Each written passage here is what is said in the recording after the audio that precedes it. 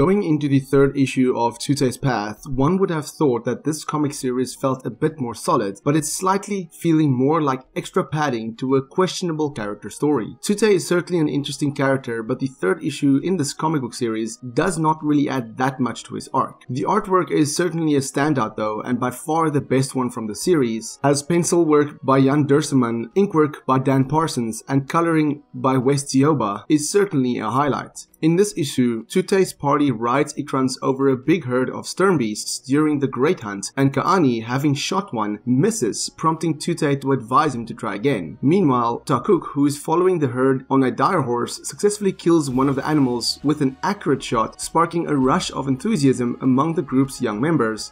And Jake on his Banshee strikes the blowhole accurately. We also learn that Tsu'tey was part of Grace Augustine's school, which was not mentioned in the movie, and he even addresses Grace as mother at one point. The school was of course mentioned in a deleted scene and is in the extended cut of the movie. When the hunting festival begins, the Metkayina dances between the fires and just have a general good time. Tsu'tey gives Jake a sip from a cup, and he takes the challenge to cheers from the other Na'vi, after which Tsu'tey admits that he had previously dismissed the Earth Warriors as cowards. In the middle of this conversation, Neytiri asks Jake to dance, and Sayla seizes her opportunity to do the same with Tsu'tey, but he refuses, asking somebody else to dance with her instead. There is a beautiful and emotional scene where Tsu'tey goes to the Tree of Souls, and you can see that Tsu'tey is having somewhat of an emotional battle with himself. Tsu'tey wakes up the next morning after spending the entire night alone, whereas the Tree of Voices has been destroyed by bulldozers, a scene which we saw in the movie. Etukan orders Tsu'tey to form a battle group and resist the invasion during the clan's general meeting.